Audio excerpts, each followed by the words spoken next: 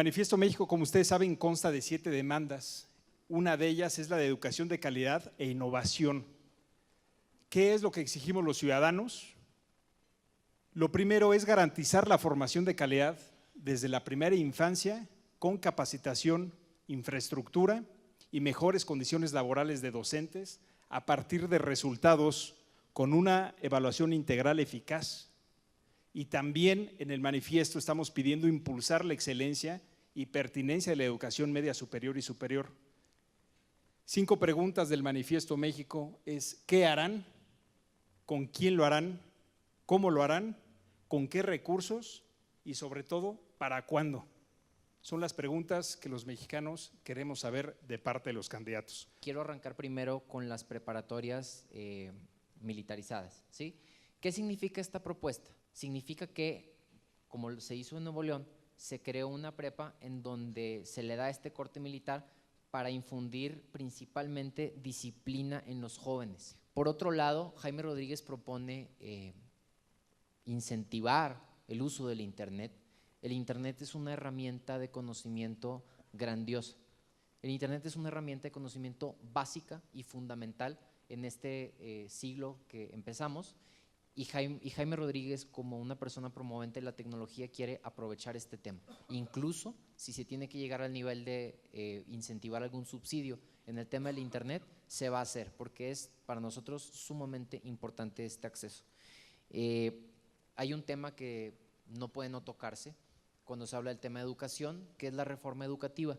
Entonces, lo que propone Jaime en este sentido es regionalizar el tema educativo para que cada región de este país tenga un esquema diferente en donde le permita desarrollarse a la ciudadanía y a todos los niños el tema educativo.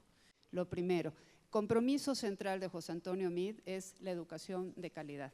La educación de excelencia será pilar fundamental en todos los niveles educativos, desde la primera infancia hasta el posgrado. Y sí decirles que nosotros lo que tenemos un compromiso absoluto es con las niñas y los niños y los jóvenes de México, más allá de cualquier interés partidista y de cualquier interés de un sindicato, de una agrupación. Debemos de poner al centro de las propuestas a las niñas y los niños de México. Otra propuesta que hace José Antonio Meade es, por supuesto, reconocer al Magisterio Nacional, mejores salarios a los maestros, una mayor capacitación, una mejor formación inicial en las escuelas normales, y ahí coincidimos también con el manifiesto cuando se señala la evaluación. Por supuesto que sí a la evaluación.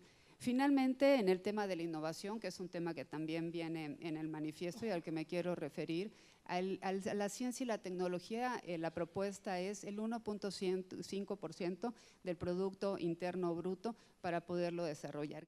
En el tema educativo, diagnóstico, pronóstico y tratamiento. El diagnóstico es que tenemos muchos problemas en cobertura, calidad, equidad y pertinencia. El pronóstico es que lo que hemos hecho en el corto plazo es un paso necesario, sí. Suficiente, no. El tratamiento es que tenemos que tomar el pulso de una manera distinta y tenemos que corregir. ¿Cuál es la posición del doctor Ricardo Anaya y el Frente por México? Lo que se ha hecho era necesario, sin embargo, tenemos que revisar 2 líneas de aproximación. 1, las leyes aprobadas, y 2, las políticas públicas. La reforma no está grabada en piedra, necesitamos más profundidad, elementos de corrección y sobre todo ampliar los horizontes.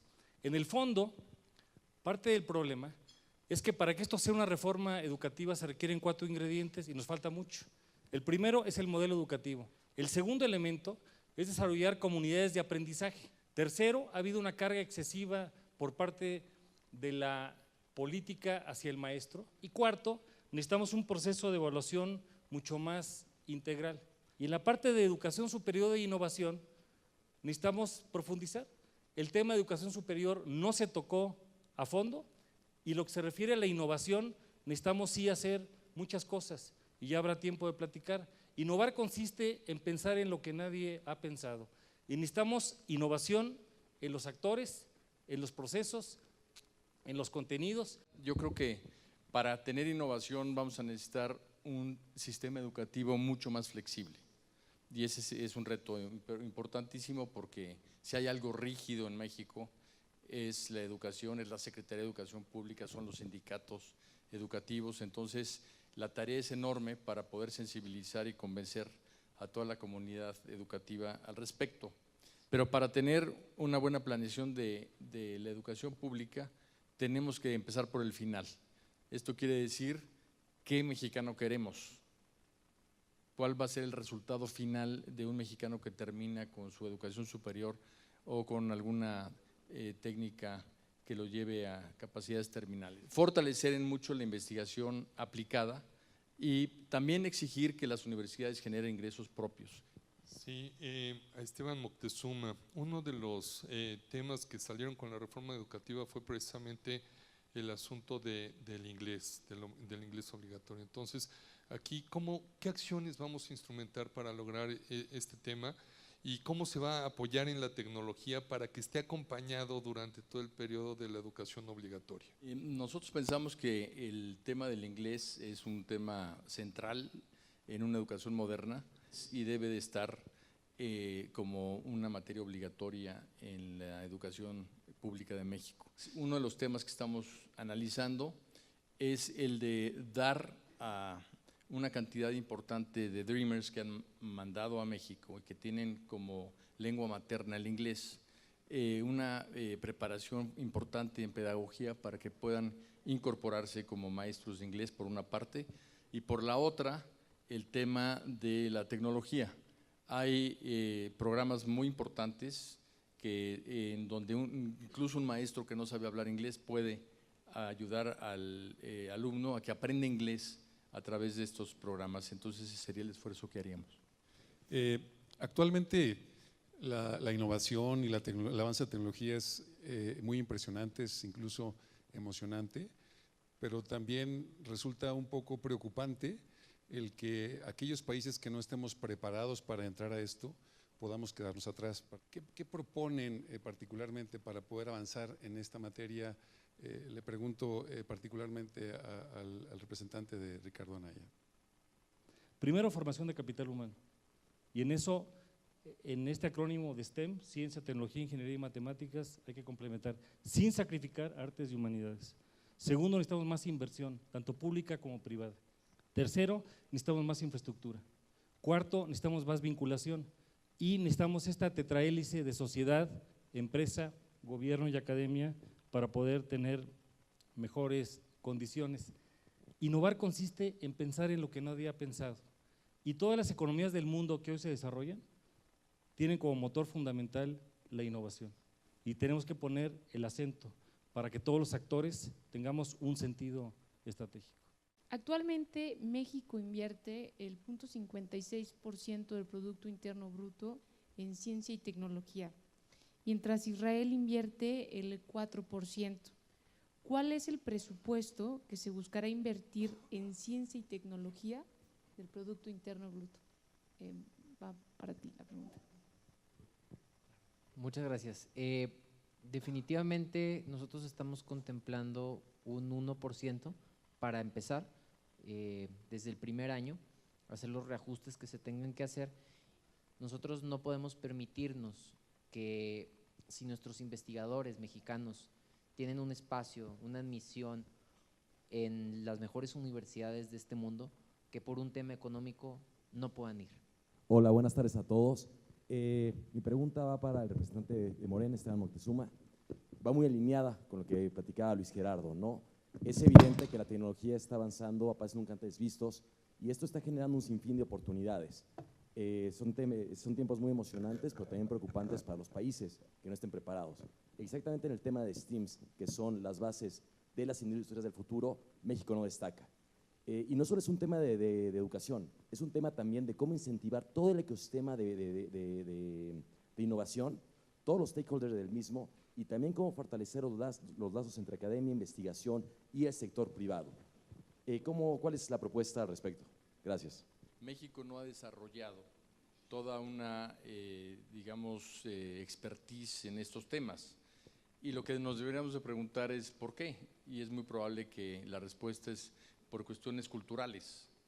Entonces, uno de los temas más importantes que debemos de hacer es de que los alumnos empiecen a apreciar las carreras que se llaman duras desde muy chiquitos, porque cuando tú ves cómo se seleccionan las carreras, pues hay una sobrepoblación en carreras que ya no sirven y que no sirven para el futuro, y en todas las carreras que se ve que van a tener una gran demanda de empleo en el futuro, hay muy pocos alumnos.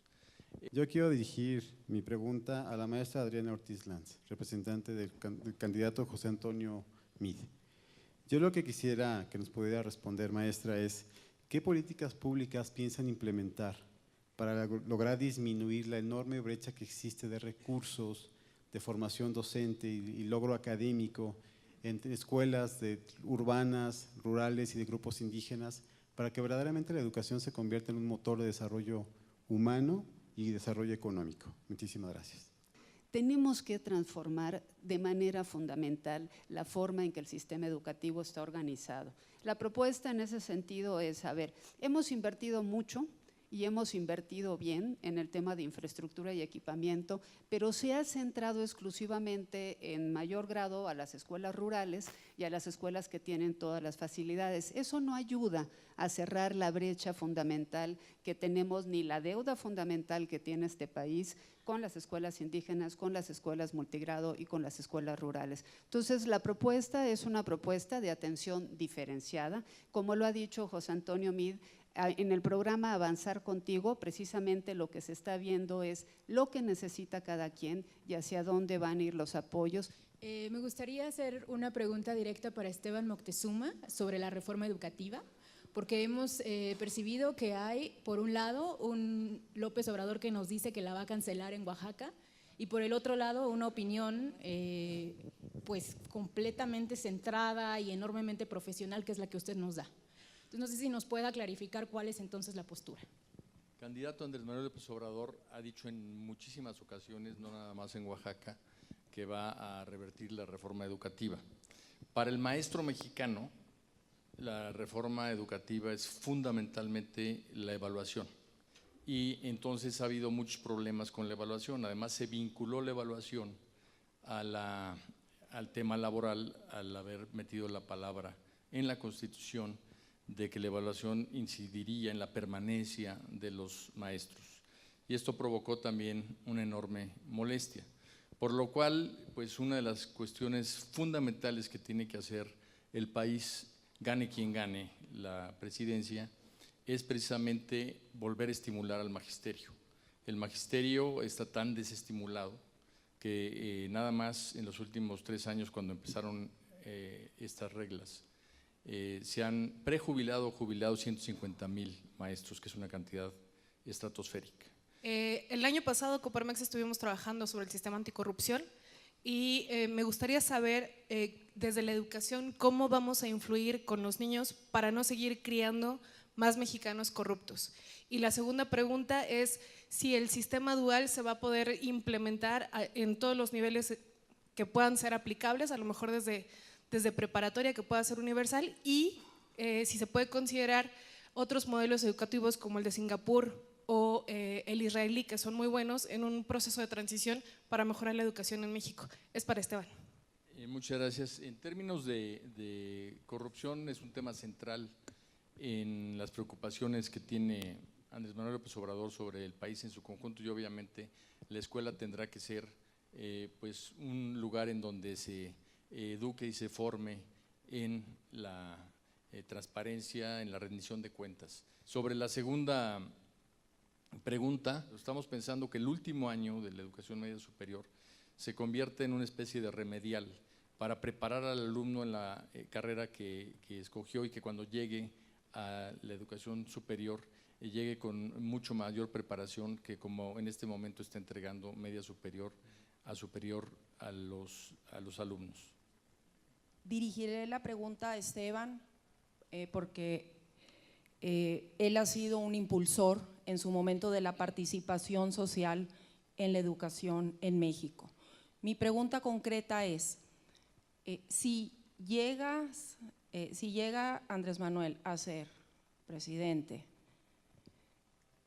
¿tendrías tú una iniciativa para legislar a favor de la participación social de los padres de familia La tenemos con voz porque así se definió en la reforma educativa, pero tendríamos voto, tendríamos los padres de familia la posibilidad de ser tomadores de decisiones en conjunto con la autoridad en una tarea que nos corresponde a todos.